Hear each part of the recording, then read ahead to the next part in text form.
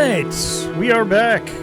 Thanks for hanging on there. And while we were just pulling our act together, still not together, but at least we are here. So we got that part down. Great to see y'all. It is someone's birthday today, and it rhymes with Schmadam. Happy birthday, Adam. Thanks for spending it. The force is with you today, Adam. I am very happy to be here. I'd say I'd rather nowhere else I'd rather be, but that sounds mean to everyone else I know. But I'm very happy to talk Star Wars on my birthday and have a cocktail. Happy birthday, man! Cheers. Cheers. Thank you. I mean, again, can't think of a better way than talking Star Wars. Bright suns. Yeah, it's good going. Yeah. Well done. Yeah, definitely. Pull up a stool here, belly up to the bar. Welcome to the Cantina. All month I have been sober. Well, let's not drinking. We'll just say that, and it's been a chore. I'm just gonna say that outright. All right. I lost a few more days left. left. I lost some weight. I got a clean bill of health, and I don't care. I just want to drink and talk about Star Wars right now. But you learn by doing. So Adam and I are just sipping our Revnog in the corner. Oh God. Yep. Happily. Yep. Happily. But so I apologize. I haven't been doing any videos I was going to do a mocktail video, and of course I didn't do that either. But that's because I'm actually learning how to actually edit video. So hopefully when I figured that out, the videos will be coming fast and furious.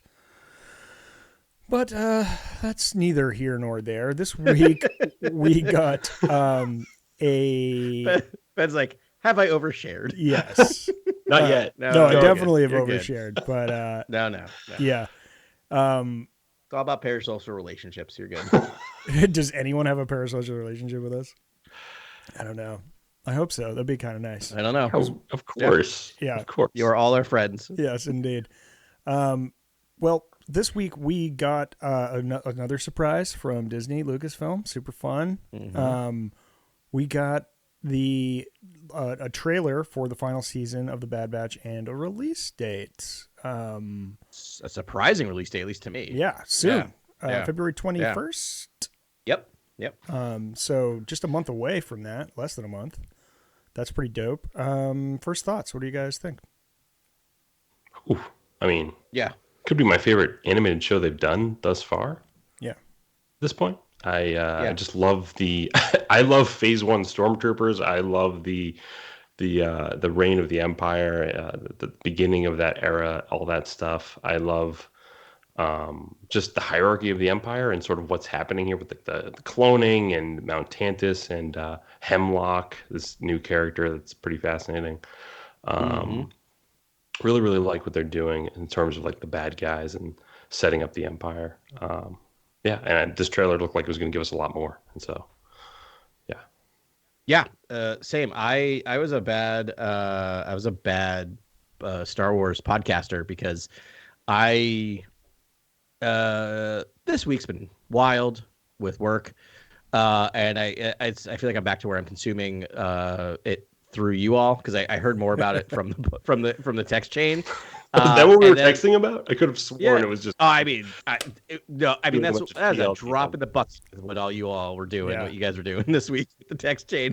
I would check in and be like, you're 68 MIPS texts. It was wild. Data log. I very much appreciated reading it. If you read this data log in an RPG, it would basically just like it would take over your hard drive. The memory of just that sheer text scroll. Oh my god. Yeah. I love waking up to like a wall of texts from Grant about some like arcane hilarious. I think I'm just George, and I'm George without all the Star Wars. I just want to just go make experimental films at this point. Like what's wrong with me? Well, no, you're great. Everything's great. Follow your heart. But yeah, so I was like I finished Jeopardy. I was about to come make myself a drink, and I'm like, oh wait, I haven't watched this thing yet that we're talking about. Oh no! Right? Isn't that wild? Because I felt like I had experienced it, and so I sat and watched it pretty recently, and boy, was I kind of blown away by it. It was like, I mean, we talk about this all the time. Bad Batch is the series I always forget that I love until it comes out, and I'm like, oh yeah, this is great. I love this. I always forget I love this. And I don't know if I want to give praise to the season. We haven't seen it yet, but whoever cut that trailer did a really, really great job cutting that trailer because it It got me just as excited as any other Star Wars thing I've seen recently. I was really pumped to watch the third season and last. Yeah. They pulled a lot of really great quotes like in it. Like if I'm usually like, blasters go pew pew pew, and I'm like excited, and people doing flips and all that. But then I was like actually like listen to the text, and like I think it's Hunter, where it's just like I thought the end of the war meant less of my brothers would be killed, and like that's super heavy and definitely indicative about what we'll see. Which is then followed immediately with a flashback to Tech falling to his death. Right. Air quotes. Those are air quotes for our podcast listeners. Yeah, sorry. He's not dead. Yeah. You see Crosshair just looks haggard in this trailer. So I want to talk back to Ben being the like the Mando / Lucasfilm whisperer at this point. Because Ben, you've been pulling for a Crosshair's redemption since the beginning, since like day one. Yeah. And I'm like, no, he's not salvageable. And I called the fact that like it wasn't the chip. He still made the decision to carry out Order 66 even without the chip going, which I think is what happened. And but like I think you're right, Ben. I think they're going for a Crosshair's redemption. I think he's gonna be the one that saves Omega. Yeah, I mean, you think because of that shot of Omega in the hallway, maybe seeing Crosshair, or maybe Omega saves Crosshair, but I think maybe they save each other. Yeah, it's the friends we make along the way. It's the clones we make along the way. Yeah, no, I like it because I think they're like, okay, we're going to give him a redemption, but we're going to long play it. Because I don't know if you remember season 2, but like when he was on that frozen planet and just like he's in the trenches with that awesome, clone commander, and they're saving each other's lives and doing all that. And then like, I mean, that causes him to snap and sends him back to, into the belly of Mount Tantus and all the horrors that await there. I mean, I think he's pretty much back at this point, and it won't take much from Omega to give him a nudge. Or, what better way to redeem himself in the eyes of his, squad than to save Omega? He knows what she means to them. And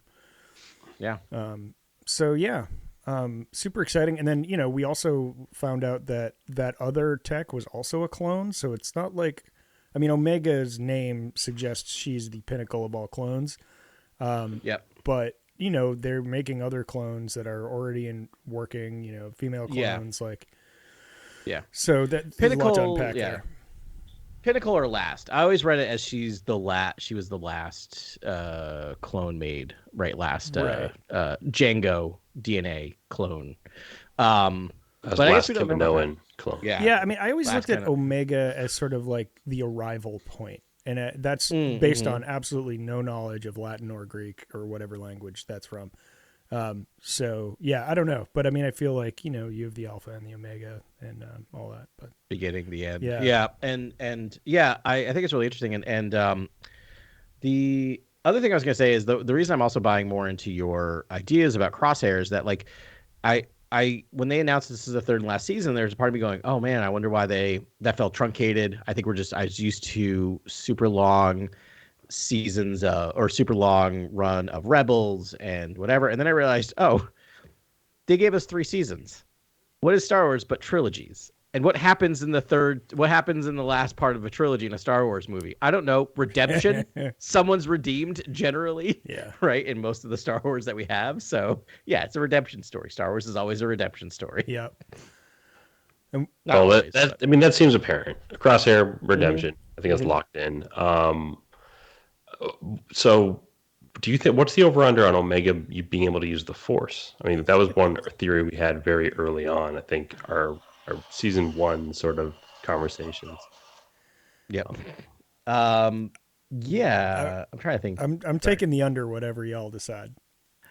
I'm also fairly under on this now. I was I think I was heavy on this theory. But I don't know. I wonder if I'm gonna what do you think? Yes, still. I'm gonna say yes. I love the idea. I love the idea. No. Yeah. And I think they could do it. And I mean, it makes sense. We know there's cloning. We know that Moff Gideon played around with cloning with the Force.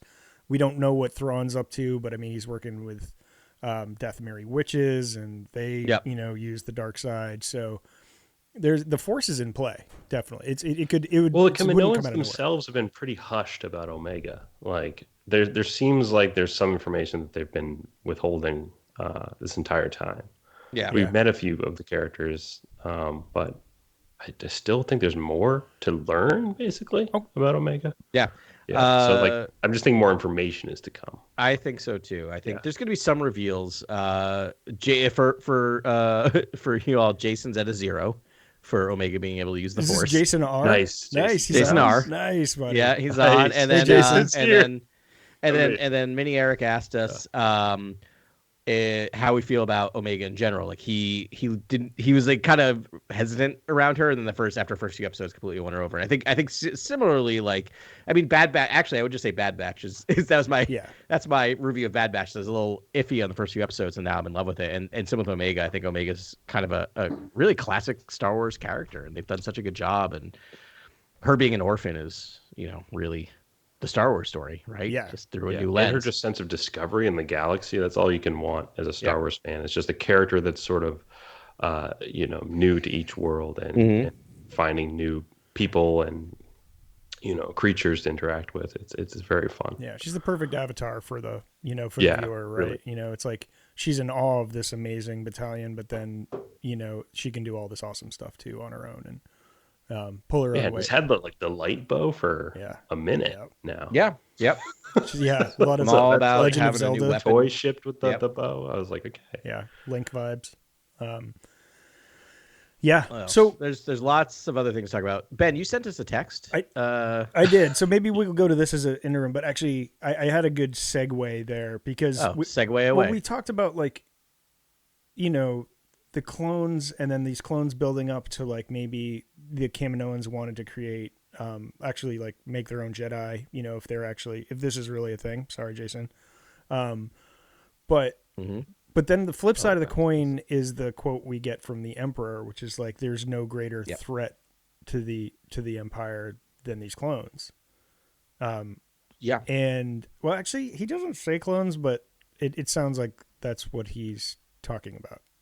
I heard that, and I'm a big believer of what's not said in a trailer is sometimes more important than what's said, and the fact that it drops off and we don't know what he's referring to, right, is like it could be any number of things.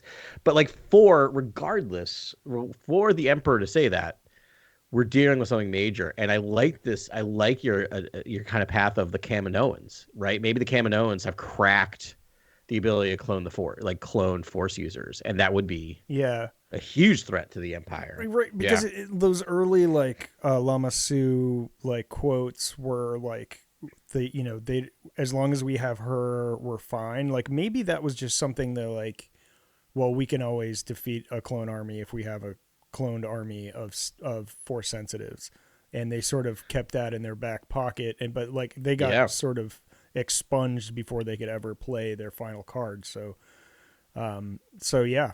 I mean, I don't know. I think it's in play. I don't think it's going to happen, but we just saw Sabine Wren use the Force, so anything's possible. Yeah, I'm kind of coming back around to it. You've talked me back into it. Now I'm betting high on this. I'm easily. Although also not surprised by Obi-Wan's appearance in Attack of the Clones, right? His arrival, at their city. They just say his title matter of factly, like Jedi Knight Obi-Wan Kenobi. Like they seem to know the Jedi. Yeah. So that's the information I would sort of use or hinge on in terms of trying to deduce maybe other aspects of their cloning project to produce, powered clones, Force powered clones, things like that. Yeah. So. I just think it's kind of interesting with the Emperor. It's like he has his own cloning operations. There's maybe some he doesn't know, but clearly he knows about Mount Tannis, right? But yet he's threatened by the old clones. I think probably because they work beside the Jedi, but I don't know. It's just an interesting that having the Emperor in this season at all is going to be so great. I'm psyched. Yeah. Ben, you did a good job. You've Jason's up to a 2 out of 10 now. You've got him 2. Wow. And Travis said something that I think we will deal with momentarily, but he has a theory. So we're the chat's popping off right now. By the way, guys, let's go. Welcome all. This is fun. This is great. Yeah. I was gonna say that I feel like you're right. The Kaminoans, there's a couple things. They're cloners. That is their title, right? Yeah. They're referred to as cloners. The fact that they're dealing with the Jedi, even if like they were not asked to do it, the fact that they could possibly figure out how to clone the Force seems like something they would absolutely want to crack and figure out, right? Like just out of curiosity alone. The other thing is we are dealing with a shared galaxy now. All of these things intersect. Like that is what IP does now. This is also Dave Filoni joint, who worked on Mandalorian season 3. Mandalorian season 3 was all about cloning Force sensitive people, right? We know that the Emperor has to get cloned. We know that Snoke has to become cloned with Force. Like ccloning Force users has to be a plot line in something somewhere there. And do we talk about the big ticket item of this thing now? Is this the time to do it? Because this is where I think it comes in. Oh, sure. Really? Okay. Yeah. I did see your theory, Adam, and in this wall of 284 texts that I did not have time to respond to, I was able to write one word with a question mark back. By the way, it was provocative though. It happened. I was in the middle of teaching. I was in the middle of talking, and my Apple Watch showed this, and I was just like, hold on. I literally put my finger up to my students and just took my phone out and wrote the word clone ? Send phone away. Yeah. We were, of course, alluding to the appearance of Asajj Ventress. Yeah. In the trailer. Yeah. With a sweet, hairdo. She looks slightly different than how we saw her last, which a lot different. I just have to imagine this is the same character, and she didn't die in Dark Disciple. And obviously, Fennec Shand is a great example of a character that basically dies on screen and then comes back. We've seen it before. And we know that Darth Maul and Tech and a pit. Yeah, it's like and I mean, there's enough tendrils connecting the Dathomiri witches and and Dathomir. It's been a million years since I read Dark Disciple. It was a fantastic book. I strongly recommend it. It's a good read, especially now that I do not remember it enough. Yeah.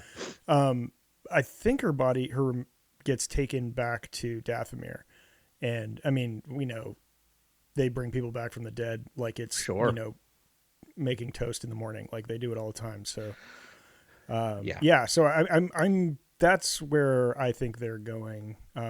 Wild choice. Love Ventress. This is not a character created by Filoni. This is a character created by Tartarovsky, and I don't know where he got the idea. He might have got it from George. Is Ventress one of the Dooku model throw-offs? Darth Maul, I think. Darth Maul. Oh, okay. Yeah, she's one of the Darth Maul throw-offs. Like this is classic George going like, oh no, Windu is a planet. Nah, now it's a Jedi Knight name. Like putting something in his back pocket to pull out. It's like one of the rejected ones. And I want to just give credit here where Travis on chat talked about the fact that he thinks that's what Palpatine is talking about is Ventress. Is that the threat is Ventress, right? Like kind of the last apprentice or the last dark disciple. Yes. Remaining might be a threat to the Empire, which could be right. She doesn't look very dark in this trailer. I mean, she's in full like. Actually, it looks like she stole some of Cal Kestis's gear and is wearing it.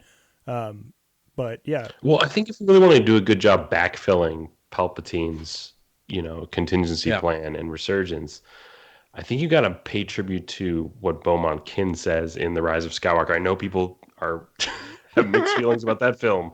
And that line particularly. It's canon in the line. He says dark magic and cloning. I think you have to start to like combine the magic of the Night Witches with cloning, basically, to get to the Palpatine on Exegol stuff, essentially. And so I think you basically have to, if it's in the text, I think you now have to just backfill what's in the text to enrich it. What Star Wars does, baby. It backfills to enrich text. It's been doing it since 1977. Go ahead and read Splinters of the Mind Eye in 1978. Like we've been backfilling stuff for 50 years at this point. And no, I great. That's a really excellent point because literally the last 2 seasons of live action Star Wars The last one dealt with dark magic, which was Ahsoka. And and the season before that dealt with cloning. Like they are making they're showing their worth on this. And just we have somehow Palpatine returned.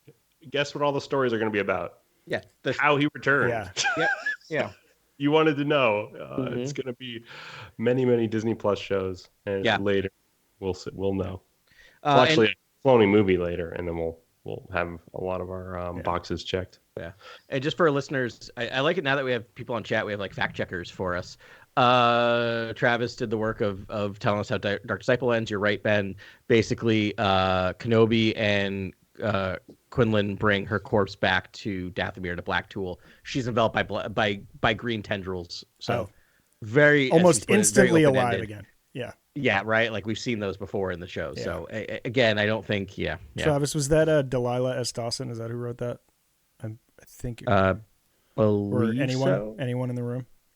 Yeah. Anyone at the bar? Mm-hmm. I think certain characters.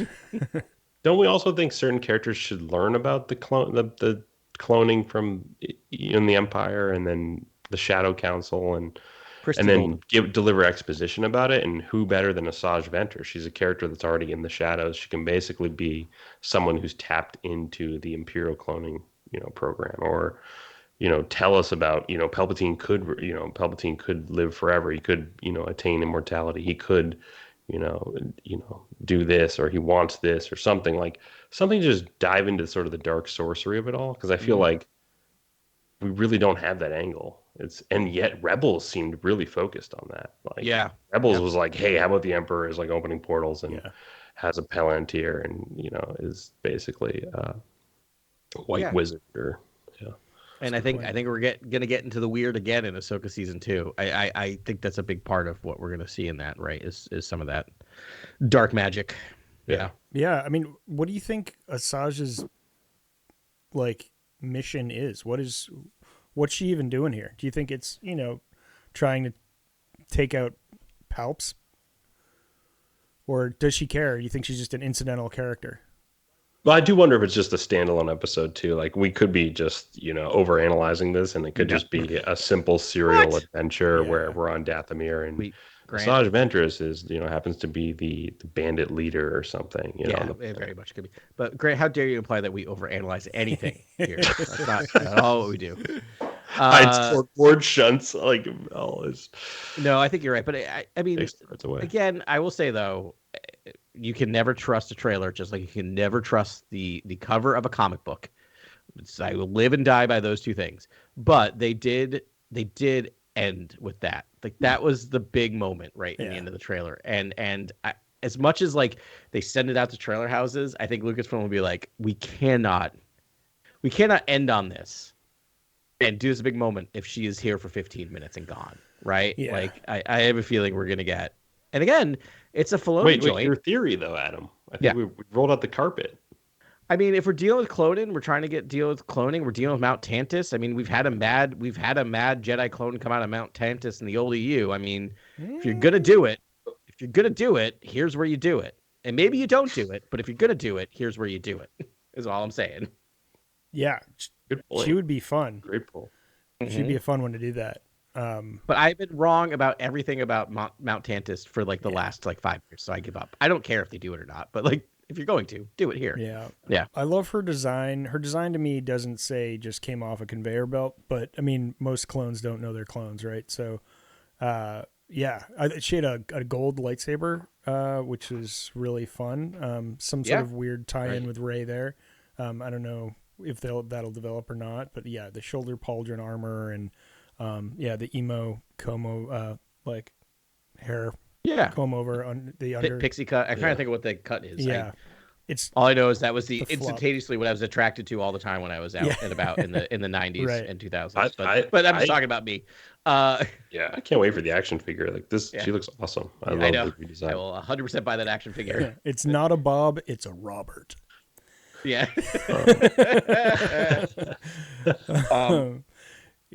But the question is, and Travis centered this around us a little bit with his theory is, Is she working for the light at this point, right? And I think is an interesting way to look at this, right? Like we're used to her as a dark side character, but we know in Dark Disciple she kind of ends. She sacrifices, right? Like at the end of that, she's coming towards the light at the end of her life. She's coming back. And so there's a lot of theories that Travis has a wild one, which is like maybe she's hired by Ahsoka to like save clones, right? To help clones. So that'd be fascinating. But like she could be working for the light side at this point. Yeah. Ahsoka runs into Ventress in the Clone Wars when it's Ventress that's been sort of cast off. It's like after her confrontation with Dooku. Right. And after, I think, the massacre or the genocide on Dathomir. But I'm trying. It wasn't season 7, though, right? Because she should technically have been dead at that point. No, I think it's I think it's old. Yeah. Like, not the final season, I think. Right. Yeah, I think you're right. All right. Sorry for the side quest there. For the Grogu's listening, Dark Disciple was a book that was supposed to be season 7 of Clone Wars, but they canned it, turned it into a book, and then season 7 actually happened like 10 years later. And we got the prequel to the Bad Batch. We got those like a 3 or 4 episode arc of the Bad Batch, and then we got all that Ahsoka Maul, and what was going on during Revenge of the Sith for Ahsoka, which was really cool. Still wild to me they have not released that arc as just a standalone movie. Yeah. Like why not just prepackage it as just like a watch this movie, edit out the breaks. Anyway. I wouldn't be surprised in the future if we get stuff like that. I mean, I would go see it. So Ben, you sent us a picture. Oh yeah. So text. Right. So I took that's in the middle of the trailer. Crosshair is clearly incarcerated, but they show someone wearing new armor, black armor, and facing and leading apparently like several like legions of stormtroopers. So I was just wondering, I don't know if you caught that, and I was just wondering who, if you have any guesses, whose that is. I zoomed in so you could see sort of the detail on them. It has like one of those, a rangefinder on their helmet, but it's like kind of insectoid eyes. But it's black armor, but like kind of similar build to Crosshair, but not the same, helmet. So yeah, I don't know. Interesting. So another new character potentially that they've created in this show that would be potentially new, potentially doing something that I've been saying they're going to do since season 1, which is bring in the big old Boba Fett. Interesting. That's you. Boba Fett. Yeah. Boba Fett needs to show up because again, if you're dealing with the Omega, where's the Alpha? Right? Like, and I don't mean that. I mean that in like if we're doing like, Alpha is such a loaded term, but I mean Alpha in terms of the alphabet, right? Just the Greek alphabet. He is the Greek alphabet. He is the first. He's the first unaltered clone of Boba Fett. Like, it is wild to me. I keep saying, I've been saying this season 1. It's wild to me that Boba Fett has a sister walking around that he doesn't know about. Like one of the most iconic characters has a sister. Like, I mean, I guess that's Luke. Luke had a sister the entire time, didn't know it was Leia. But like, come on, like we gotta unite brothers and sisters. That's Star Wars. We reunite family that don't know their family. Yeah. Right. That makes a lot of sense. We also get a Cad Bane picture in here too, and we know. Yeah. I think they might want to. Yeah, I'm not a big Bane fan. I sort of posed next to his grave in Book of Boba Fett. I thought Cad Bane was like the strongest part of Book of Boba Fett, but well, so that's kind of I think where they might use him as sort of they'll start that confrontation or at least extend that confrontation between the two of them to show there's like a rivalry there. That would make sense to me. Yeah, I like that. Yep. Yeah. I like the theory that Boba will come into the story. I think he should, just in a single episode, sort of standalone episode. That'd be great. Yeah. We don't need him hanging around the entire time, but like it seems odd that we're not gonna have this. Where is Boba? I mean, age-wise, where is Boba at this point? Oh my gosh, my brain is just like trying to figure out. I was just thinking that. I'm like, so we're in. So what is he? So he's like he's an established bounty hunter at this point. Yeah, this is right. Isn't he earliest he's still days young. of the Empire? Yeah. So I mean, Attack of the Clones was 3 years before, so he's like, I think he's in prison, to be honest with you. Okay. Remember when, like, well, in the Clone Wars, he was in jail. They put him, and then he, like, broke out, did that, like, that train heist thing. But I think he might have gone back in, but maybe not. But he's a teenager, and he's wearing that wild armor, that really cool, like, 1.0 armor that's not his dad's Mandalorian stuff. Travis is saying he's 14, which sounds about right. Yeah. About right. And how old is Omega? 8, 9, 10? Yeah. I'm really bad. Having a kid, I'm still really bad at kid ages. Yeah. So go to my daughter's school, and I'm like, 10, I don't know how old any of these kids are. Right. She's still playing with dolls. I don't know. Yeah. But she's also using a light crossbow, so kind of tough to. We could see a callback to the Krait's Claw too, with Bosk and other bounty hunters. Yeah, that would be amazing. Yeah. They're not gonna. Okay, this could be a dark setup. Not a dark setup, but just like a statement. There's no way they're gonna kill Omega, right? Like Omega's making it out of this. Whoa. Where are we going here? Don't worry. Don't worry. Omega's making it out of the series. Like, come on. Like, right. Like, that is guaranteed. Yeah, she'll make it. Who's doubting that? Who's thinking that someone's after her? Ben, do you think she's not gonna? No, this is not. Don't worry. This is not me looking for like it's okay. It is like this is no. I'm kidding. It's a fact. They're not gonna kill a child in this animated show. Honestly, so if they were gonna do it in any show, this is like secretly the like darkest animation. It really is. Ever done. It's actually so darker than any other Star Wars show other than Andor, maybe, and it might be darker than Andor. Wouldn't they just need to extract some blood? I feel like they're just a cloning, facility. It's not. Yeah. Yeah. Why would they kill any of the people they're subjects? Why would they kill Grogu? I don't know. Because she's too strong. I don't think they would. Well, my question is like, so we have to assume that like Omega's just out there in the world, which again, like during like everything we know of Star Wars, Omega's just there, which is fine because she's not an OP character unless you start giving her the Force, and then we get into the whole thing of like, well, you got to get her in Luke's Jedi Academy at some point, which maybe she is, but like it's fascinating. I always love these when they build out the extended universe to be like, yep, Boba's kid sister is just out there in the galaxy somewhere. Yeah, during this whole thing.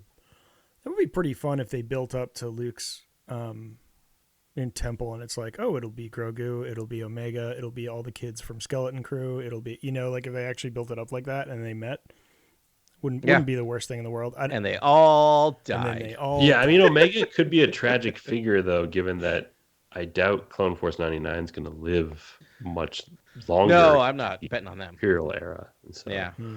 That'd be crushing. I wonder if she's just extremely sad after, her time or losing her family at some point. And I don't think she's become a Jedi, and she probably shouldn't interfere with the Jedi in the original trilogy, or the goings on of the Galactic Civil War. Just given that maybe she would have too much dark side, so they could make her Force sensitive essentially, because she might be a tragic figure like Vader, but knows not to engage with the Force further, given the amount of trauma that she has, having lost her found family that she loves dearly. Yeah, because I see that.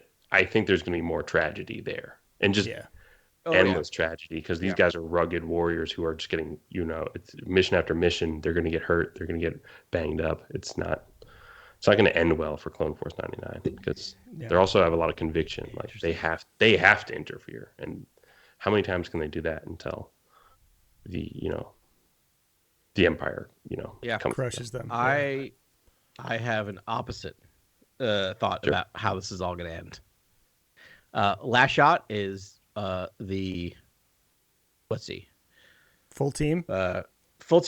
Crosshairs, Hunter, Tech. and Tech. Wrecker. And then you'd need Wrecker, Echo, and Omega. So we got all 6 on whatever that paradise planet that they were on. The little island. That island community. Retired, because I think the realization they're going to come to is we are all her dad. This is going to be like my 5 dads. Oh. Yeah. And like it's we like 3 have men and to, a baby, but it's 5 clones. Which one's Tom and Selleck? A child. 5 clones and a little lady. Don't forget there was a sequel. There was a sequel to 3 Men and a Baby. That happened. But that's I feel like the end of it's going to be, again, because as dark as this is, it's still a cartoon that is, Y7 or along there, and I feel like the message is going to be that it's more important to raise this child and remove ourselves from this. That she is the mission, right? Like Omega, because the whole thing is this. The whole preview is Omega's the mission, right? Saving Omega's the mission, and then protecting and raising Omega is the mission. I feel like is going to be the end of this entire series. Is that they're going to pull themselves out of it. I love that. And trust, because maybe they meet Ahsoka, maybe they meet someone else who says, "We've got this. Go raise her. Like we will win the war for you." Like maybe that's the message they get, right? Both really exciting ideas. I think that's a great way to end it. There's a lot of setup for that, given that all they want to do is just be a family and be safe somewhere and have ample supplies and resources. That planet seemed to be idyllic. They seem to even say something like we could settle down here in that episode, right? Yeah. So there is some foreshadowing if they. That's why I'm thinking like they've just. I'll just keep my hat in the ring in terms of like she still could have a Force sensitive reveal, and you could still get we're all in the huts on the island planet sort of send off. Like I feel like you could still do it and get away with it. Maybe just not like an overt sort of like Jedi journey, because then it's like, okay, where was she during the Galactic Civil War? Because there's only one Jedi that two Jedis in exile thought that they could depend on, when there's definitely another who's not even Leia, who's this character. She's out there. Apparently there are so many more. Yeah, right. And Ahsoka's out there and she's doing stuff. Yeah, there should be. Yeah, so you can. There's more born every day. There's a whole generation that's being born. I mean, I know there was a huge purge of Force sensitives. With that's what the Inquisitorius was all about.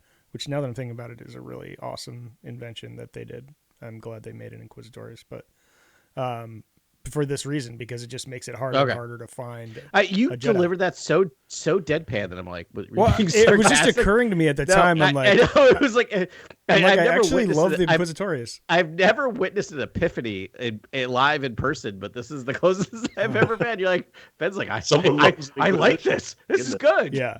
All right. I'm like, I do like this, but But Ben, I'm following you, because like if you're going to introduce the fact that Force sensitive kids are being born and are growing, and there's others that got away, you need the alternate side of that, which is the Inquisitorius, right? You need something hunting that other than Vader. Like Vader's not going to hunt down. I mean, you could have done. Anyway.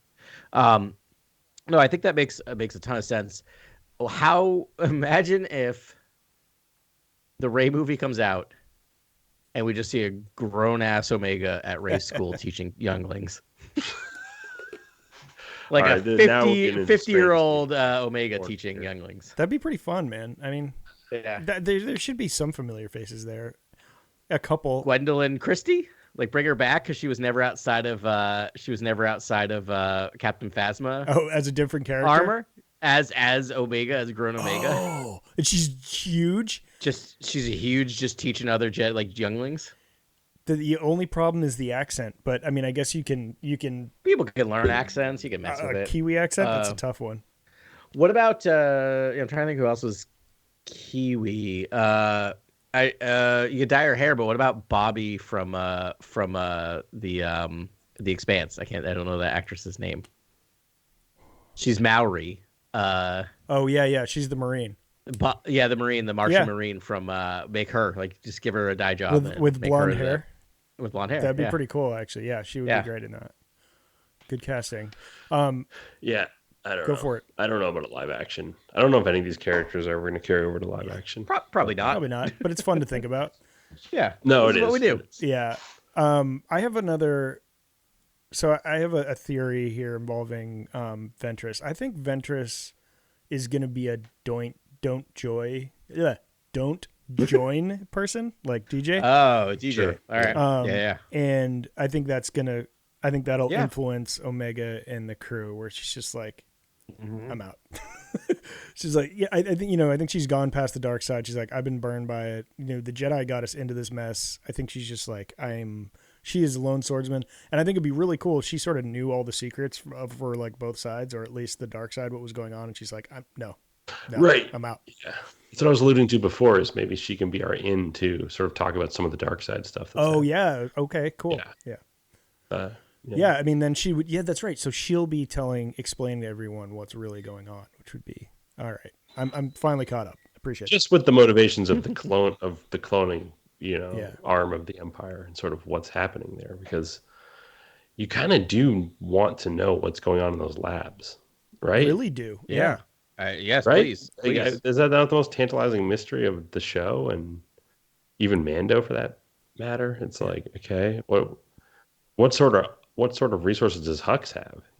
With Project Necromancer, like what is Project Necromancer? When did that start? Like if it's part of the contingency plan, when did the Emperor sort of delve into that cloning? When did that become part of the contingency to do that? Like there's so much stuff that I think we want to see connected to in this show, and so I hope Filoni does that. I hope he's like in Tantus, it was all about trying to isolate, force sensitivity via midi-chlorians. I know that might be, upsetting to some fans. Like, I'm in.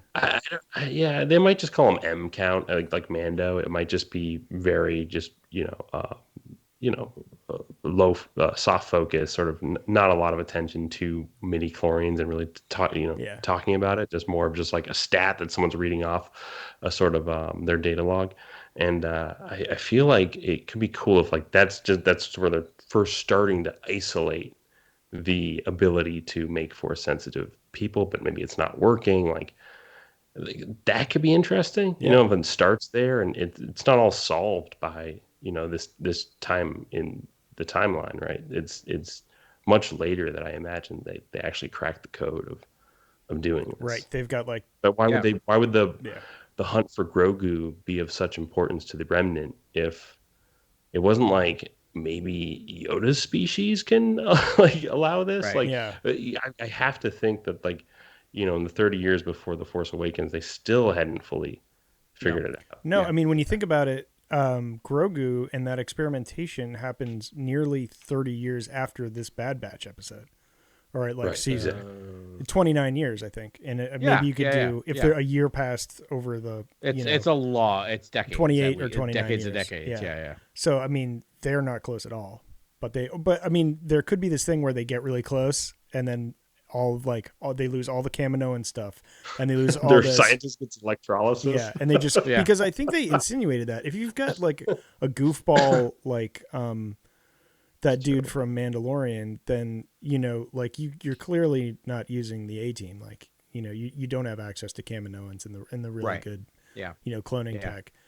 But maybe Pershing. Are you talking about? But like.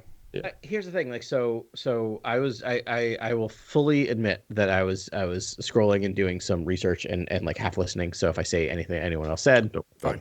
I just want to get excuses because one of the things I hate in podcasts is when someone like says something that someone else said like 5 minutes before. So otherwise, this is completely new. I mean, and maybe you said this, Grant, but like if they're cloning on Mount Tantus, I mean, maybe that's what the Bad Batch are doing is blowing up Mount Tantus, right? So like they cracked cloning.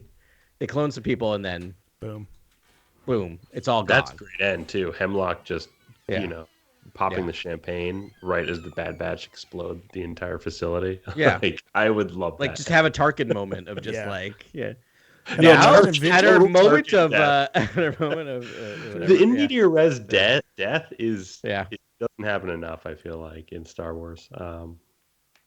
Although there's a great one in The Last Jedi, the Dreadnought, but there is, and Travis is mentioning that the other benefit of cloning Grogu's is that they live a lot longer. So that's the other thing is like maybe they're trying to crack long life as well, right? Yeah, 2 for 1. That's the good stuff there. Mm-hmm.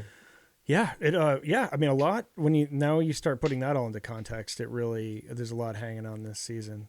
Again, it's going to be a killer, man. It's going to be awesome. Dude, Phase 1 Stormtroopers. Can I get the Black Series figures? I know. Where are they? You don't have a Phase 1? They haven't printed a Phase 1. Really? I don't think so. What a Yeah, gross I oversight. haven't seen them. Yeah. Well, no. I mean, just now it just seems like they're ubiquitous in the Bad Batch, and so I imagine it's definitely just it's now just a major part of the canon at this point. That stormtroopers didn't, look like the way they did in the original trilogy until I guess a few years after, the Empire began. So pretty cool stuff. The show is just so cool. If you want to see just like the early machinations of the Empire and how it takes over the galaxy so swiftly and with such authoritarian, efficiency. This is a side note. Fervor. Yeah, it's crazy. Before I came up to watch, and I had to watch the preview. I just was like, I was just like, we were just chatting. I was about to come up, and I was just mentioning my wife, like, I didn't watch the preview. I started to go upstairs. She's like, you could watch it on the big TV if you want while I'm doing stuff. I'm like, okay. So I just put it on, and she was doing work, and she looked up, and I looked over at her by the end of it, and she was fully engrossed. And Carly does not tend to mess around with the cartoons. Like, I try to get into cartoons occasionally. It's just there's like this weird, like, she can't make that cross for certain things where I'm like, she's just not a big cartoon person. She's not anti it other than our child, but like, she hasn't gotten to the point of like adults can watch cartoons too. Not that she judges people, but you know what I mean? Like, her brain has that weird, that a lot of people have that. But she's just like, is this good? And I went, yeah, do you want to watch 3 seasons of The Bad Batch with me? She's like, maybe. Now, granted, we have exactly 1 hour and 15 minutes of like of TV viewing every night that we can watch, so it's very limited. We're currently trying to get caught up with Reservation Dogs, so maybe we'll get there. But the fact that, like, my point is, for someone who's just not into cartoons to watch the preview of season 3 to be fully engrossed, like, good job. Yeah, Definitely great. Do you know what scene it was? You know what sequence? No, I mean, no, because I looked over, she was just watching the whole thing. Like, I think it just did that job of just like, grabbing like, her. grabbing her and just written. the music. Like, and even yeah, the it is stuff like on Ord Mantell, like all that stuff is just super well written. I like how she has nicknames for them all, and you're introduced to this sort of seedy underbelly of the galaxy. It seems like a tad bit more, a tad bit grittier than even Rebels or like Tales of the Jedi. Like, it just feels like it's maybe it just feels like it's a grittier take on even Clone Wars and the criminal underworld you see there. It's like, I just feel like there's more double crossing in Bad Batch. It feels just like super nefarious. Yeah. Yeah, they're starting from the bottom there. I mean, they're at the dregs of, bounty hunting. I mean, they're indentured servant workers, for Sid, and then Sid thanks them by double crossing them. I keep forgetting. I forgot about Sid. I totally forgot about Sid. But yeah. I mean, a big part of the whole thing. But that's how much I might need to. I was gonna say I might need to go rewatch season 1. Who am I kidding? But I've been thinking about it. I think I actually watched season 1 recently, but I'm definitely gonna run back season 2. You totally should. And just to do that in one good sitting will be fun. I think I've rewatched all the Rampart moments and like a highlight or something recently, but that's about it. Yeah. I 100% would. In my old life, I would have absolutely rewatched it. That's not happening right now. It is great that we got Palpatine in season 2, though, right? The very end of season 2. Maybe. I don't think so. Did he not appear in the set? I think we just rose as high as Tarkin, and that's it. Yeah. I got to rewatch season 2. I thought there was a Palpatine moment. Maybe someone in the chat will tell us if Palpatine pops up. And all right, can I just? I don't. We don't have to engage with it on air, but I just want to mention it to you all because you're not watching the chat. Yeah. We're now having to debate whether or not in chat whether or not Cad Bane would be a good clone template. I mean, it seems like he's got some respiratory illness. I don't know. Pretty good. I don't want to take sides because I don't want to go against the two people having a debate. But guys, keep doing that. I love that whether or not Cad Bane would be a good clone. He's like a tier 2 sharpshooter. He'd be fire to clone. Yeah, he'd be like he's a survivor. Yeah, for sure. Yeah. But he has apparently a frail bone structure, so that would be why he's bad. Someone's research. Wow. Duras. Someone got his CAT scan. All right. Remember, Travis and Eric were all friends here. Oh my God, the two of them. They are being very nice to each other, but it's very fun watching them debate. All right. Well, let's keep it civil. Yeah, they are. All right, I have yeah. a weird, I don't know, scenario that I'd love to see because I'm going back to the gold lightsaber that Ventress had. Other than just being like another lone swordsman drifting through the galaxy, it would be cool if she got a job or gave herself a job. And I don't know what that would be, but like since like gold is usually like a guardian saber, it'd be cool if she's like guarding a temple or some cache of knowledge. I think that would be really cool. That's really interesting because you can. Well, go for it. Ben just had another epiphany. What's going on? Did Quinlan Voss also have Share a with gold the group. lightsaber? Or is it green? It might just be green. I'll have to figure that out. I think it's green. I think green sounds Because he was hanging out with Obi-Wan. But I think he had green. He was, but I'm pretty sure it was green for some reason. Sorry, I just thought that'd be green, cool if she had a job. Green. No, that is cool. I do like this idea though, right? Because like at the end of the day, you can argue like we don't know why Rey has a gold lightsaber, but you can just 100% argue that she is the last, like she is the keeper of the sacred texts, right? Yeah. Like she is at this point the keeper of the knowledge in the galaxy. So it makes sense that she's the guardian of the light side teachings, right? So that's why I love that moment with her with the gold, because it just makes sense. She is the keeper of the knowledge. And so I love this idea of like lightsabers. Like we don't need to get to the point where we're at like Harry Potter wands, but like there is importance in color of crystals. I think that is something that's worthwhile with storytelling in Star Wars. A little bit. The crystals were indicating something. I mean, that's a very fantasy, sci-fi like sort of trope, but I still kind of like it. It's very fantasy, and you know what? Star Wars is fantasy. I'm just going to say it. It is not sci-fi. It's fantasy. It just 100% is. We've had this conversation way back when we were our old podcast. And I just think that it would be really interesting if let's bring that back a little bit, that there is some, it doesn't have to be hard and fast, but people tend to lean this way or that. And so if we are going by that, which I don't think they, especially with Filoni, I don't think it's willy-nilly what he's doing with lightsaber colors. We know so I think you're right. Means, it's important that she has a gold lightsaber. We know what red means. Yep. We know what orange means. Right? Like those have all been designated. We have black, like those have been explained as to why their color is what they are. I mean, I'm going out on a limb with Shin Hati and Baylan Skoll, but I mean they have orange lightsabers. It just makes sense that they're not Sith, but they're dark side.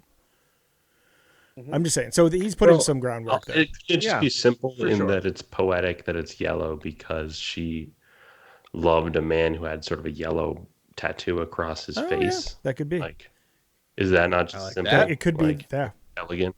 It absolutely could be. It might just be as simple as that she doesn't have the ability to, at this point in the galaxy, find a kyber crystal. So similar to Luke in the comics, she was just able to find a gold lightsaber, and that's what she's using, right? But I like this idea. Because it's like it could be that, and what I'm saying, it could be, yes and it could just be she found it, but it's also poetic. It's it looks like Quinlan has a yellow lightsaber across his face, right? So not to Harry Potter it up too much, because F Harry Potter. Well, more the person, but there's a little bit like I think like the wand just doesn't work if it's not attuned to the person, and I like that we're not at that point with Star Wars, right? Where it's just like any Jedi can use any lightsaber, but there is a special connection if they get to that point with the kyber crystal. Like, because I like they've been doing that in the comics with Luke. Like, yes, his yellow lightsaber, except now that it's all malfunctioning, is more of a technology problem than it is a force problem that he can use. He used his father's lightsaber, he used the Guardian lightsaber, and then built his own, right? Like, we're good. I love those. I love all the, obviously I'm always having lightsaber corner and just like, but all these little tidbits about them I think makes it cool. Quinlan Voss has a green lightsaber crystal, but you guys made me think of another thing. They're both alive. We know Quinlan Voss made it out because of the path, because of the Obi-Wan series. So that's right. I mean, about that. I don't know. That could be her quest, or maybe she thinks he's dead, or maybe she's searching the galaxy for him. That would be kind of a beautiful quest for her as well. Yeah, and somewhere in this wall of chat, They which talked is about awesome. that Someone 10 did hours. mention Yeah. that Quinlan Voss, could have been the person that brings her back, right, from Yeah. from the death. So that's great too. Yeah, I always forget he's still around, which is wild, but love it. Yeah. I think they're picking their spot to use Talk him. about lightsaber.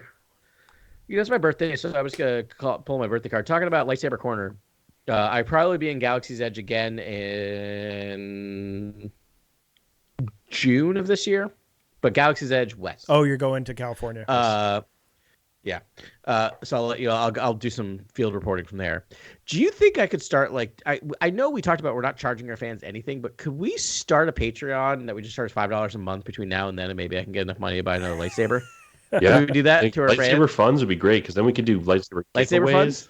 And Yeah. there's a lot of giveaways that I see, but it's like it's not a lightsaber. Like, are you kidding? Wait. I'm not giving away a lightsaber. I just want money to buy myself another lightsaber. What are you talking about giving away a lightsaber? No, we'll each get our own lightsaber, but then we'll also got to do one. Well, I'll give one of these black series. We're always pouring one out for the listeners. That's what we do. Yeah, exactly. We said that from the start. Also, listeners, I'm kidding. We're not going to start a Patreon for that. But I almost want to send out my Venmo just to see if anyone will send me money to get a lightsaber. Is that uncouth? A little, but needs must. I was trying to get Man some needs a framing lightsaber. that we could actually. Yeah, man needs the second lightsaber. Right. Yeah, I have 5. I think we do because I think we could do bonus episodes too. Yeah. I've got some crazy topics I wanted to bring up tonight, but I feel like they might be too lengthy. I don't know. Are you guys reading the new Star Wars comics, like the newest ones? I am. Yeah, I Ben's wait. a bit back. Well, I guess there's done it in other comics too, but so the Sith, they speak a language, right? And I guess even the acolytes in the Rise of Skywalker are chanting in some Sith language, and C-3PO obviously speaks. Or actually, he doesn't speak the Sith language. He just interprets it and speaks in a low voice, bassy voice is basically right. He understands it anyways, but he's not allowed to say it. But I do wonder if just going forward in the Star Wars, films, or the Dawn of the Jedi film, or going back to another timeline, I wonder if there will be subtitles for Sith language, and sort of could that be a thing as ubiquitous as Huttese, basically? And then can I learn it was just something Sith I was Duolingo? I was like, are they going to invent that? Is that going to be a whole thing? And I really want to just chat with you guys about that for a second. But I was I don't know. I was just thinking, could there be more languages in the future in Star Wars? And how do we feel about subtitles in Star Wars? And could we watch characters speak another language the entire time, and have subtitles throughout? Because I feel like Chewbacca it's so great because it's all body language, but he's not some of the Huttese we hear and other things like that. So I think so many questions there. I think that yes, you can absolutely do subtitles in Star Wars. I think that's fine. I think that's great. I think there's 2 ways around it, which is they used a lot, which is either you have a Chewie character, right, who is clear what he's saying, but then you run into clunky moments, which happens where another character has to say something they would never say in real life because they have to say so the audience understands, right? Which is throws me out of it all the time. Or you go the Jabba the Hutt route where you have an interpreter droid, right? So you can do that. But I'm all for subtitles. This is fine. Let's do it. Let's go for it. It's fine. We're all adults. By the way, the vast majority of Americans now listen to their TV with subtitles on. Have you seen the research? Most people watch things with subtitles on now because our sound system and our sound mixing sucks on TVs nowadays. I thought it was me having a child. And now that I can full blare my TV at night without my child waking up, I still have subtitles on. I just need subtitles on for everything. And I'm not deaf. Yeah. I've had my hearing. No, there's. So my point is, we are all as a culture used to reading subtitles. Yeah, subtitles is great. I was just thinking more in the Hobbit films from Peter Jackson recently. Yeah. The white orc in those films speaks the black speech, the a bunch in those films. Yeah. And those films didn't take off really. They didn't. No, they sure did not. And I don't think that stuff's really. I don't think people care about fantasy dialogue with the sort of the bad guys as much as. No. I feel like could be cool in Star Wars. Yeah, I think it's cool in Star Wars. I think there's a lot of other reasons the Hobbit movies didn't take off, which is like, why are we making a trilogy out of a book that's 185 pages long or whatever? Like I recently watched that trilogy. I think the first film. The first time I watched it, it was bad. The second time, I was just like, "Give me content," and I was like, "This is great." Yeah. So the opening of the first one is incredible. Yeah. It's really good. I'm gonna throw my birthday card out again and just sidetrack us about Hobbit talk for like 2 minutes. Deal with it. It's my birthday. It's what I'm saying. So I saw that in the high frame rate for the first time. Do you remember the super high frame rate? That made me so sick. And I was just like, I'm looking through a window. I don't like this. The Poodoo Vision too. I could not get over it. I couldn't get over it. And so it ruined the movie for me, that's a me problem. Yeah. That's not a them problem. It kind of is a them problem. I also think it's a them problem. But also, I have to be on the type of person who watched them because with the higher frame rate, it's the motion blur is less, and you just feel like you can see the prosthetics and the makeup, and it just feels really tacky at that point. Yeah. And you kind of it's tough. Yeah, I intentionally didn't watch it like for that because I'm one of those people that I just can't. It ruins it. And when I rewatched it a second time and not that, I definitely liked it better. But I will say I was the type of person, this is like easy pickings, but I came to this my own opinion was like, they really are just throwing dishes and singing about throwing dishes for like 10 minutes. And like, come on. It's a great scene. Like, are you kidding me? It's what Bilbo Baggins. Dude, that's like out of the book. Guys, it's so good. Like that song. That's out of the book. That's out of the book. Editing is key, people. So here's the thing. Oh, that opening, first one. Stop it. You guys are, I understand that you're Lord of the Rings fan. You're allowed to be. I've read the books. They're amazing. Amazing books do not translate to good movies. Not like... Like certain things should be edited out for the movie. That is a scene that should be edited out for the movie. That should have been the Hobbit should have been one movie, maybe two. Hobbit should have been one 3.5 hour movie. Like now that we have Flowers of the Killer Moon, it's like where's the long and just do it line by line, and it would be amazing. I mean, that's what Peter Jackson did essentially with the the Dreams trilogy. Lord of the Rings. It's almost like page for page. It's amazing. He hits almost everything on that. Which there is zero flaw. I would argue there's almost no flaws. Well, I think the Tom Bombadil threshold moment is key to the quest, but whatever. Yeah, he's just too OP. Like the threshold thing. You can't introduce Tom Bombadil and then just forget about him. I will say that I experienced Lord of the Rings through the movies first. I have now recently been working my way through the books. I tried 10 times to read the books. I finally now am making my way through them. Nothing against the books. I've just never been in the right place to read the books. Because now I'm like, the books are amazing. Now I'm like a 40. There are like Easter eggs to every moment, though, like you said, Ben. Like, yeah, there are some. Yeah. All right. Mini Eric's like, come on. All right. Is this the Lord of the Rings? Can I tie it back? Right. Can I tie it back to Star Wars? Because I wanted to answer Grant's question about language, and I do think it's like a super underserved part of Star Wars. It's like we get Huttese, and it's like it's really cool. There's really cool. Pretty robust. Like we have Huttese. Yeah, we get cool. Jawa. Yeah. I think that's another language that we sort of hear a lot. I think do Rhodians speak Rhodian or no? What's his name speaks Huttese. Huttese. So I'm saying we could use some more. Like it's a galaxy. We could use some more languages. I do think they sort of stay away from having too many subtitles, but I don't know. I think it's like the coolest thing. It'd be great to get Sith language in there, and I think they're kind of like cool. It's like a balance between we want it to be palatable and we want the galaxy to feel large, and I think another language or two would help that out. But why do they have a language also? Because if they're just a sect of the Jedi that. But they're a secret society. Right. They want to be able to communicate without others being able to translate. Right. Like so the thing is, like, if you're talking about building a fantasy world, I think having like 3 main languages is kind of clear. I promise, Eric, I won't talk about Lord of the Rings again. But no, just kidding. But I feel like having like you have your galactic basic, right? You have your language of the evil people, right? Which is the Sith language. Yeah. And then you have a language for the underworld, the scoundrels. I kind of love that, right? Like that's kind of great is to have that. I think like, the Pikes have their own language too, actually. I mean, you have Sherwick, right? Yeah, you do have the Wookiee I think language. Ryloth right? has like its own language. It's just French. Yeah, it's like French, straight up. yeah. And I think Nemoidians in the books too. Nine Nub speaks his own language. Nemoidians definitely do, but Solstans. boy, I don't want to hear that again. Solstans Yeah. have their own Yep. language. Yeah. What does Solstan sound like, Ben? Wah, wah, wah, wah, wah, wah, wah. Thank you. There. I was so Yeah. Wah, wah, wah, wah. Yeah. Oh god. Yeah. All right. So there you are have to some in take there, yourselves. and it is kind of interesting how most of the time they just don't even translate. You're just like, yeah, whatever. What the furry thing said, you know. Yeah. But Duolingo right now, or at least in the past, you could learn Klingon and Dothraki.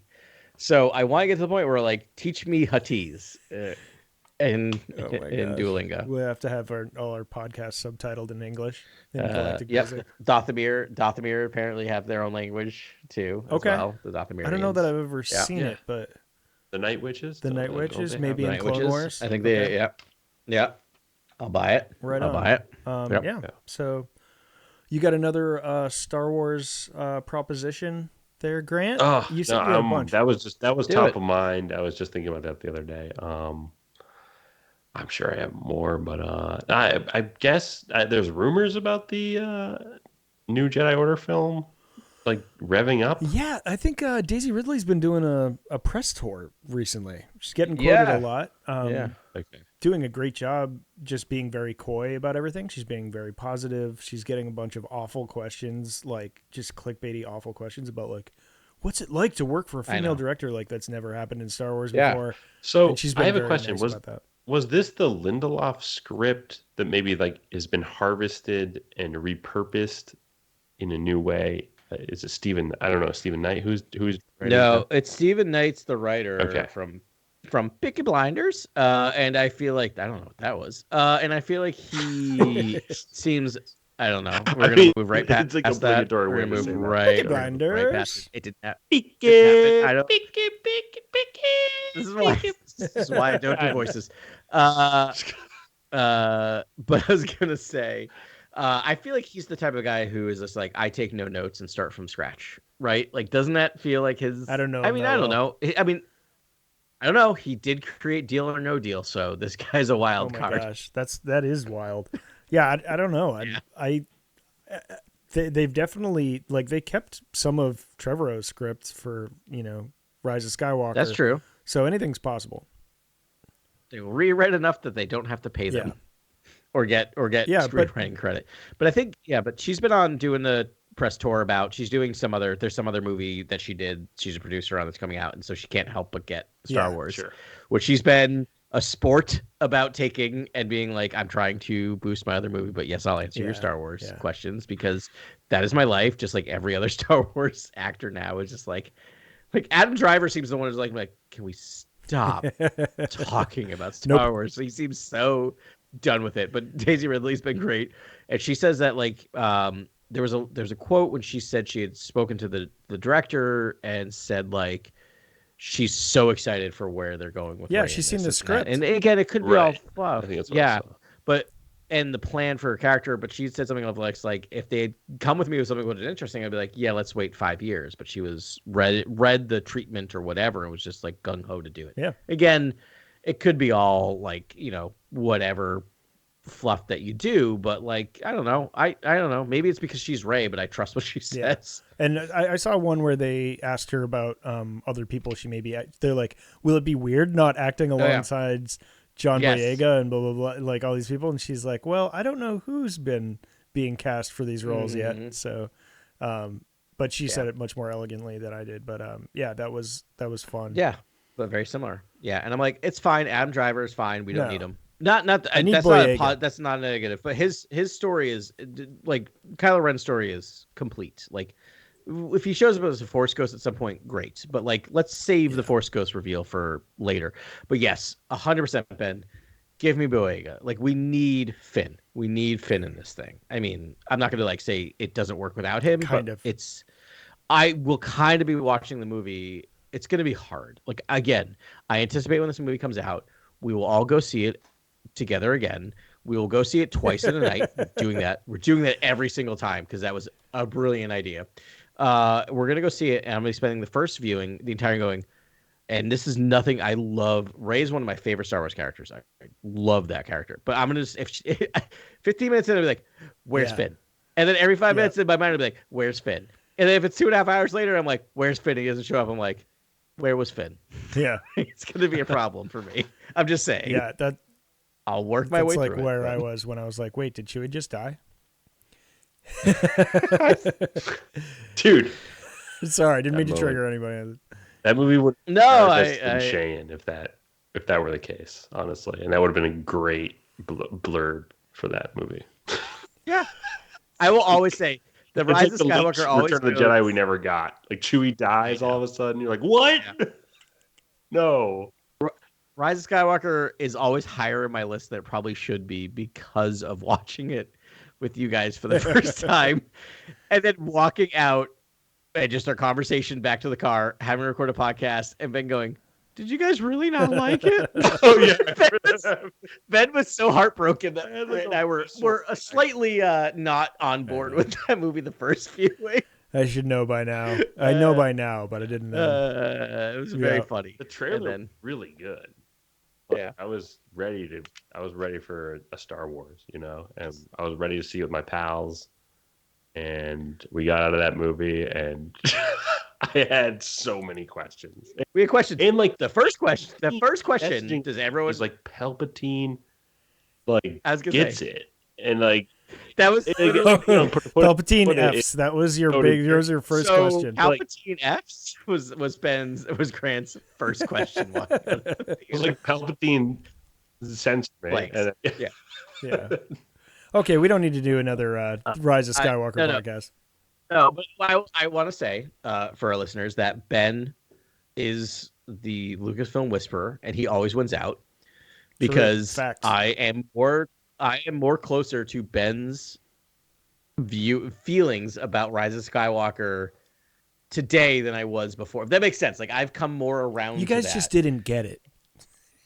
I'm over here watching the prequel behind the scenes with George and being and just nodding with a cup of coffee, and then watching all his 2015 interviews besides the one we shall not speak of, and just nodding.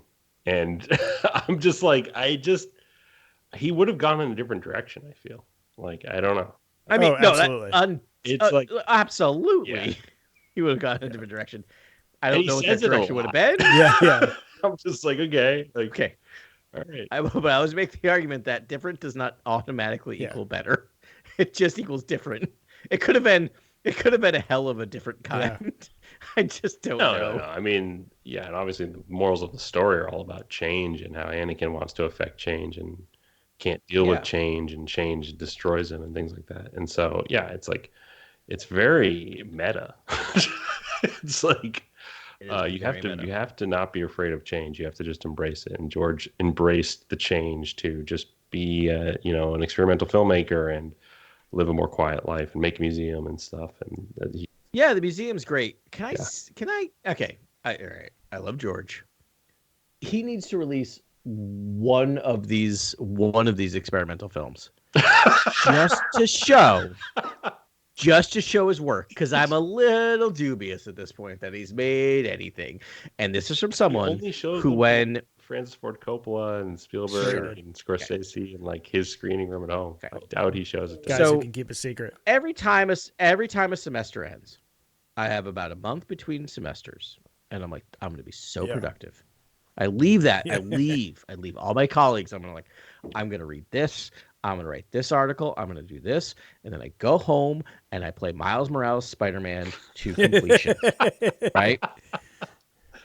There is no way he's made a single experimental film. He is watching TV and reading books and comics and doing whatever he does. There's no way he's producing stuff. Show us your work, George. Just one. You just need to show us one. You don't need to show them all. Just show us one, and I'll believe you. Just a home movie of him puttering around his house, watering his plants and fixing the fence. I love the man. I honestly love the man. So do I. I don't understand the criticism. I love this guy. I think he just gets it. Yeah. I mean, I don't know. What's the criticism? There's no criticism. Oh, I just think people think like he didn't do a great job directing, or like he's a bad director, but he's an amazing creative. Like there's so many points that get deducted for certain things that are. All right. I have to retract what I just said. I say he's a bad director. He is a serviceable director. Does that make sense? Like he is he's not, can we agree with that? He's not a groundbreaking director, but he's not a bad director. To me, he's like the model of a showrunner before showrunners. It's like, do you want to know how to be a showrunner? Watch all the behind the scenes from the prequels. Yes. You'll see his just micromanaging every department, every aspect of production. And it's great. It's thorough. It's extremely thorough. And I think like, I don't know, I think it was super smart for the prequels to establish a whole new design scheme. And I think that's what I'm sort of sullen about slightly, is that I think if George were to have made 3 films, I think the design schemes would have been radically different. Yeah. Oh, it's so it wouldn't have pillaged the original trilogy in the way that Disney did. It's like, that's the thing. It wouldn't have been nostalgia driven, right? Which like, again, it's that weird thing where like, I don't blame Disney for doing what they did, because that's what you do that's what you do. But only in a capitalist environment. I mean, like it's not honoring art. It's not 100%, which is it's why not honoring the IP as art. It's saying, hey, the IP is actually it's not good to lock in another quadrant, another demo. All right. Yeah.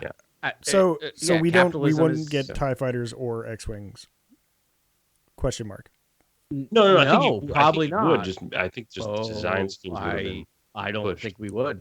I think we would get very little of what we think we wanted in the sequel trilogy, for good or bad, for good or ill. Because I feel like that's the thing, is like I will, and we've talked about it here before, but like the prequel trilogy are the most expensive independent films of all time. Yeah. Right? Like it is completely George's work. He will respond to fans. Again, that's why I always argue episode 2 is the most unfiltered George we will ever get, ever, because that was the point where he was just like, I hate you, you hate me, you hate my art. But he also had the forethought. He just cut himself open for everyone. For episode 2 is like, here's everything. This is just take it or leave it. And then episode 3 is just like, I'm sorry, here's what I think you like. Sorry. It's cynical view, but at least the not prequels wrong. had a plan, for as much as we can criticize them. I think he had a major plan, an overarching plan that he executed on. Even locked in a shot 100%. for episode 3 during principal photography of episode 2. Like he was locking in shots for movies later in the trilogy, and I was like, "This is how these need to be made." Basically, it's like if you're going to be in a location with specific characters, and that's going to be a flashback later in the 3rd film, get a lot of that photography then and there, and then you can you know ahead of time that you might need these moments again or these locations again, and share all that information and resources between all 3 films, and shoot moments that are going to be in the 3rd film, in the 1st film. And especially if it's a same location type situation. But what's fascinating about this is that's he did that more for the prequels than he did for the original. Right. He said the original trilogy was a complete mess, which it was. It's a complete mess. And he talks about now being planned out, but he's just lying about that. He's just lying. Like, let's be honest. Watch him on the set in the behind the scenes for the prequels. He's literally just like sitting on a speeder and just rocking back and forth and just like mumbling to himself, because he knows in his head he's planned the perfect shoot day, and he's been planning the shoot day, but not the shoot 3 movies, right? Because he didn't know he would get 3 movies. He didn't know that Vader was the father. He did not know that Leia was the sister. This was not planned out. There was what was the name of the sister? Marie Skywalker. Marie Skywalker was supposed to be the sister. Mensch Yoda was supposed to be this. There was supposed to be a thing where they all have a Jedi oath and they touch tips of their lightsabers, and like this is all the stuff that was in there. Like it's just there, right? Sure. So it shows his ability in a wonderful way to adapt. But like, that's not what ended up on screen, though. Yeah. No, because you adapt, you change, you edit. The final say on that. The final say, but you also had additional screenwriters, additional directors, right? Other people involved. So this, like, the original trilogy is this weird, like, the halfway point. I think the original trilogy, this may be controversial, is the halfway point between the prequel and sequel trilogies. because you have a creative who is also working within a studio system. And that's why you get the original trilogy. And then when you get the prequel trilogy, it is a creative, full unbridled, Right. no boundaries Digital photography, the whatsoever, first really time, doing fully whatever digital. he wants. Yeah. Which leads to really amazing and wonderful things and really, really clunky and weird things. And then you have the sequel trilogy. Well, he never wanted to write. I mean, there's early No. interviews where he was Yeah. like, I didn't want to write. I just want to direct, and I want to pay He wants to- screenwriters to write He me wants to stuff. create. And He wants to show Fine. run. but then, Yeah. but I don't know. The lines are incredible. Like I don't know. Like I also feel like there's such good things there. Yeah. well, obviously, But then you Kasdan have and, then you have the sequel trilogy, right? Which is the studio system is stronger than the creatives, right? And so that's why you get like what you get, which is there's amazing moments and breathtaking moments and moments that still give me chills to this moment. But it's not really planned out, and it's not really. There's no depth to it necessarily. Yeah. Anyway, that's just my big moment of thought about the 3 trilogies. Right. You're welcome, I guess. No, yeah, that's great. Yeah, I mean, you basically capitalized my sort of thought that they don't really have a visionary. Like, there's no real visionary at the center of it. It's Filoni. I think the chief creative officer role, I think, is this visionary role essentially. It's the closest we can get to the original trilogy, right? If we do my math or do my if we use my equation, which is a really clunky and not well thought out equation, but if you give a creative more power, a Filoni, but you still have him within a studio system, and that's clearly what the issue was. You're and that's why to the Kathleen Kennedy named him chief creative officer, because I think she was like, we need a George. We need someone a visionary who cares deeply about it. He's called Star Wars his child, his children.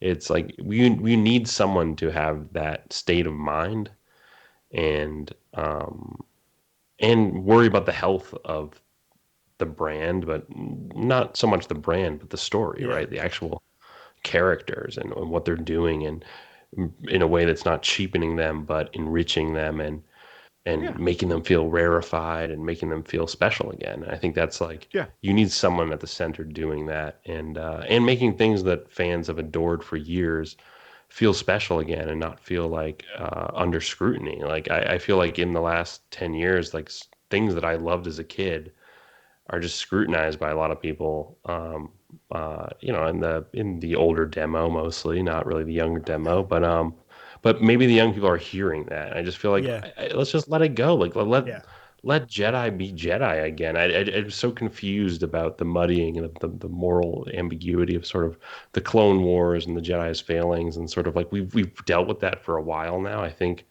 we can bring back just plain old good and evil. I think we can just bring it back at this point. It's just odd that plain old good and evil isn't just harped on enough with Star Wars, given that it's a fairy tale. It's complete myth. You can bring in a lot of moral gray and do that. I love the baths we've taken in the moral gray area in Star Wars. I love that. But Grant, I'm with you. Here's the thing. Story is all about evolution and change, right?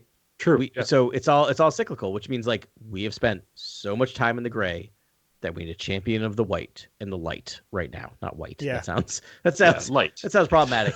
The light. Champion of the light. Can we just clip that out?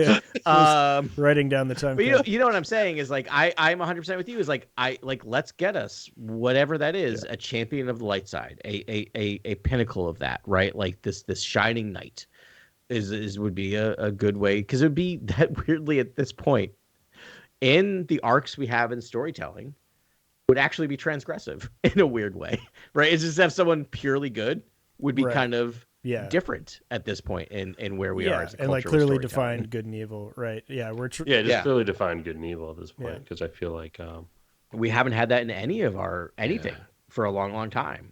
It's always the bad guy has a point, especially after Avengers. Avengers really tip the scales in any large IP. Thanos was a conservationist.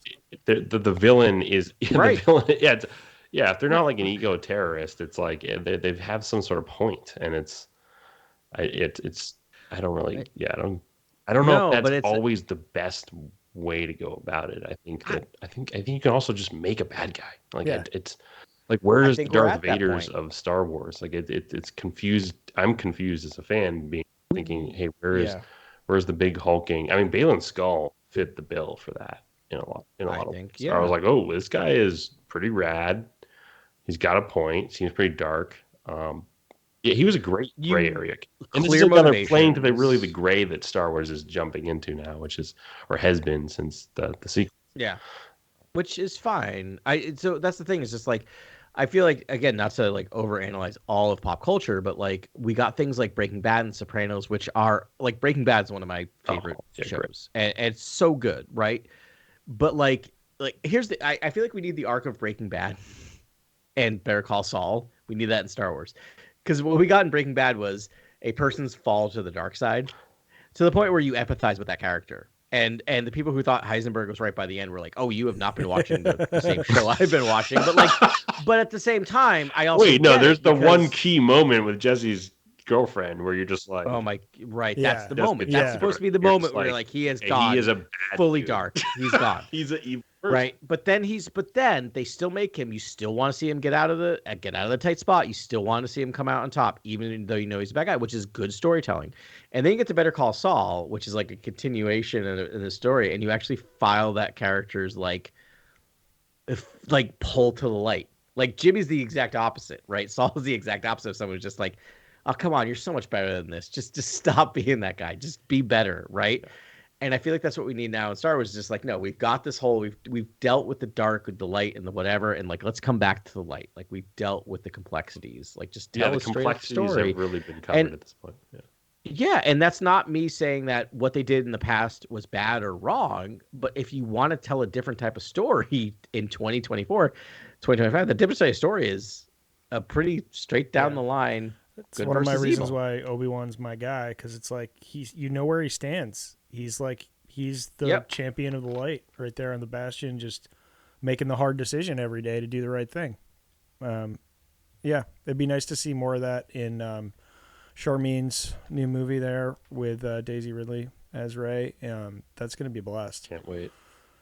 New Jedi Order, baby. New Jedi Order. It'll be a blast. Do it. That's any day right now. It's going to come out, right? If we're gonna get matching tats, it's gonna be New Jedi Order tats. You know. Oh yeah. I do. I mean, if they call that New Jedi Order. If you guys walk out of that movie saying it was a good movie, then I will get a New Jedi Order tat. All right, great. You and I need to collude on this side, no matter what. I'll know if you're lying. Yeah. Well, I'm just saying, if it's going to be like, if someone's going to, rebuild the Jedi Order and sort of from scratch and make it their own, like, dude, I'm here for it. Like, let's do it in 3 movies and let's have lots of books and let's push forward into a new era, because I'm very exciting territory. It's a character that you could really do it because like she, if we're gonna do this, like she does not have the baggage of. Like, it's weird. She has the genetic baggage of being connected to the dark, but in terms of her life story, she's always been connected to the light, right? Like, she didn't, like you can do that. Like, just give us, like, don't flash forward. Don't give us 10 years and, like, in the last 10 years, Rey's been through whatever, and now she is dark. And I'm like, no, don't do that. Like, give us Rey the light, Rey the white. Like at the beginning of this story, please. You're right, the champion. Yeah, that would be. Just don't lie about your attachments. That's what the Jedi did wrong, and that's what you got to do. 100%. You are going to empathize and care for people, and you can't act like you don't have feelings, because that is, it's just it's a dangerous protocol. Okay, you had to go and say it, Grant. I know Ben's like trying to get us out. He's like keeps trying to get us out. It's your birthday, buddy. You go. I thank you. This is the last one. I promise. It's probably not. So the thing is, at the end of the day, is that like attachments are fine. We deal with this all the time, even when we talk about like dealing with coworkers, right? You are allowed to have a relationship with coworkers. Do you know what you need to do when you have a relationship with a coworker and where you work? Disclose you need to let people know. Yes, right. Exactly. 10 points to Ben. That's the point, is that like attachments become problematic when they're secret, right? So like I want a Jedi Order where it's just like yes, we have attachments, but we talk about it. Yeah, someone's like, I'm going to go on this away mission, and they're like, well, I care about you deeply, so be careful. Yeah. Yes. Like if so they're just let's like all can talk speak about like this. that to each other, it's like Yeah. it can be better. Yep. You know. Oh, we are together. We have this connection. We feel this connection. We're going on this mission. Let's go talk to the Jedi Council. Let's go talk to these 8 Maybe people you guys shouldn't go together because if one of you dies, the other one's going to fall to the dark side. Yes. Right. Because again, if they let Anakin talk to them about his attachment, he would have gone to the thing and said, I'm having these visions of Padme dying. All right, let's talk about this. What's doing this? Oh, I feel the stink of the dark side on you. Oh, I think there's actually someone influencing your thing. Let's trace it back. Oh, it's the freaking Palpatine. Let's go get him. Movie over. No one ever happens, right? If he just talked about the fact that, again, if you allow attachments, but what if there's a great? Anyway. Oh my goodness! Now, see, I want to end the podcast. No, now you're just. Well, what if there's a Blade Runner? What if Rey's implemented some sort of Blade Runner-esque, they do it. They basically scan your mind, or basically there's a mind check every time you enter the temple, or something wherein they gauge your emotional, your sort of e-meter. I think they can do that sort of anyways. People have always been able to sort of know what the other person's thinking or feeling, right? Like Obi-Wan and Anakin, he's like, mind your thoughts. He's like, you're restless, So I think you're gonna get that because that exists, Yeah. Yeah. I mean, again, just I'm not a believer in true radical honesty. No, because that can be really can be really hurtful. But maybe for the Jedi, that's a thing. Maybe the Jedi. No, for me, that's a dark twist. That could be a fun, strange twist. It's almost like it's sort of authoritarian, where you're just like, whoa, the Jedi are even more stringent about it. But it's also okay. But it's also you have to get cleared, basically, that you're not having bad thoughts. You got to go clear. There's a way to check for bad thoughts, basically. But that's the thing is the idea is again, we're non-judgmental, right? We need to have conversations about how we're feeling about people, good, bad, or otherwise, right? Because the other thing that's interesting is we've talked about positive attachments. That's always what gets attention in Star Wars universe, right? This idea that love, we've seen it a lot in the books, and this is something that needs exploration, is the negative attachments, the jealousy and dislike of others that you work with, right? That's important to be not I hate you, but we're going on this mission. I have resentment towards this person. That's why I ate up those Jedi Academy books back in the day, because it was all about the resentment the students have. It totally is. Xanatos, or whatever that Jedi was. That Obi-Wan had. They were rivals. Yeah. It was. That's. We're basically begging for a show like that, where it's Jedi trials, students. I don't want to see the Harry Potter of Star Wars, but it's just the Harry Potter of Star Wars. It's But let's go. All the students and sort of their relations. Sort of academia. I would love that. But it's early. It would be early days. It'd be a very DIY schooling situation. Even though even if it's a 10-year. I'm saying any era, any timeline. I think we just are interested in the Jedi teachings and the actual process of a Padawan and things like that. Right, and in a scenario where it's not, thousands and thousands of Jedi, it would be. And if it's Stranger Things, a bunch of kids, obviously the Skeleton Crew is a great sort of a great test for the Amblin sort of Goonies-esque sort of pirate adventure with kids and Jude Law. Maybe if that does well, it's well, why not just do the Temple show? Yeah, let's do the Temple show. Yeah, I'm ready. I at least daily think about the fact that we're getting a Jude Law Star Wars show. I'm so excited. I'm so excited for that. Oh, sorry, just saying. Yeah. Another piece of news that we were throwing at the end of the show, or near the end, who knows? Hopefully right there. I believe Andor season 2 has wrapped filming. So okay. Yeah, by a couple weeks ago. What's his name? Diego Luna said they're doing the we post wrap in 7 days. So so that's come and gone by now. Okay. Yeah. That's awesome. So another year? Guys, I'm thinking so I was listening to Ben, I think you were too, where I was listening to the soundtrack. Oh gosh. Yeah. The Patel, Nicholas Patel soundtrack. All that. Yeah. The other day. And I noticed on the album artwork there's X-Wings in the artwork for the show Andor. Yeah, we haven't really seen one yet. Who cares? There's the symbol of the rebellion behind him. It's fine. It goes with the territory. Yeah. Throw a couple X-wings in there. It's on brand. Would love to see the T-68 Headhunter, whatever, like the sort of origins of like the X-wing starfighter, and sort of like, or however we can. I would love to see it. So we did see some when we went to Saw Gerrera's hideout. I think he had a few X-wings there. Okay. Yeah, but they were like painted black, and we didn't really get a good look at them. But I mean, we're going to Yavin in the season 2, so there will be X-wings. Well, I mean, we've theorized like K2SO and Bothans and all types of stuff. But we know we're literally right have up to go to against. Yavin. Yeah. Right, because we know we're bumping right up against the like minutes before the beginning of Rogue One seems to be what they're suggesting. I think he said it's like the next scene, So Oh, cool. Yeah. Okay.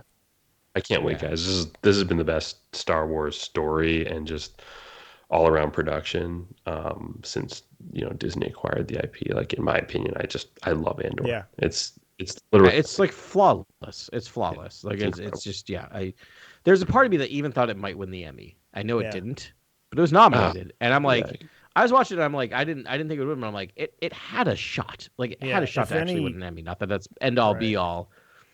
But I mean, if they weren't saying like Gorman every other word or like a weird planet, like like it's just the the Emmys and the Oscars. I know it's the bias against sort of genre. That fantastic dialogue. Yeah, it was amazing. But so I finally finished up that this playlist on Spotify. It's called Star Wars Slaps. If you want to check it out, but it's kind of like. It's great. Thanks. It's as if I just wanted to make it. It's like it was an album made by like not an artist, but obviously coming from the galaxy far, far away, and it sort of like does different things. But it's like songs that can kind of stand on their own. It's not just score doing like different motifs and then following the action and doing stuff like that. So sort of like I wanted to find like cool songs that sort of stood on their own, and it spans. It goes from like atmospheric or like ambient to minimalist to like tribal to synthwave to metal, industrial metal. Where's Jedi Rocks in this thing? That didn't make it. Didn't make the cut. I tagged on a John Williams song at the very end. Nice. And you'll have to, I guess, listen to find out which one because Is it the Crate Casino song? No. Did he write? Oh, he did write the Crate Casino. That is an all-timer. Yeah. Dang, I missed that one actually. That might be a good one. I can't even think of it now. Tomorrow's I'm working from home tomorrow, so my plan is to have that on while I'm doing work from home. Let me know.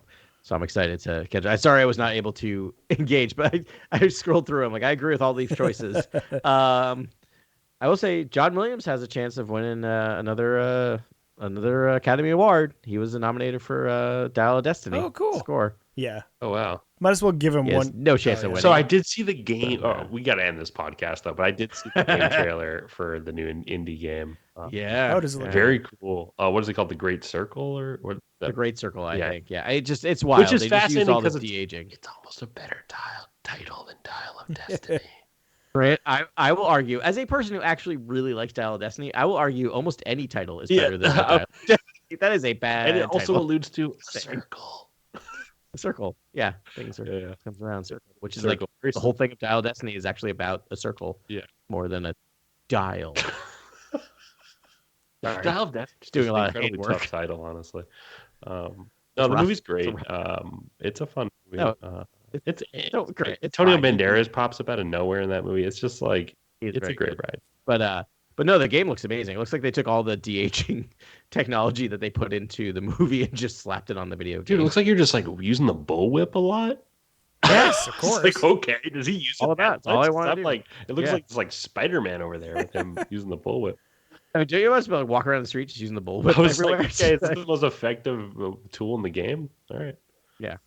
I can't wait for that. That'll be great. We got Outlaws, Indiana Jones game coming up. We're about to be spoiled. Yeah, I'm already in the video game weeds, so But give me more.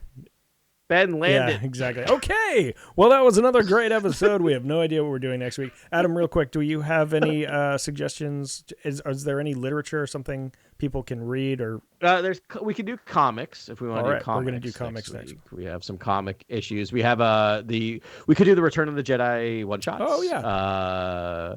So do you want to do that and maybe Bounty Hunters, like the last issue of Bounty Hunters? Yeah. Oh yes. I love that. The final. All right, so that's what we'll do. Love that. There we go. Yeah, we just missed the 40th anniversary of Return of the Jedi to do that, but this will be a good capper. So it'll be cool. Yeah. And then the final issue of Bounty Hunters. Can't wait.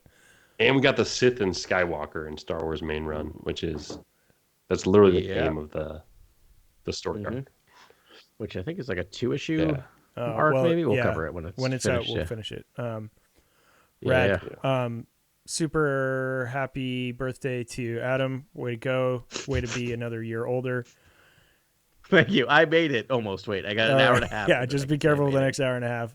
Fingers crossed. Thanks everyone for participating, hanging out.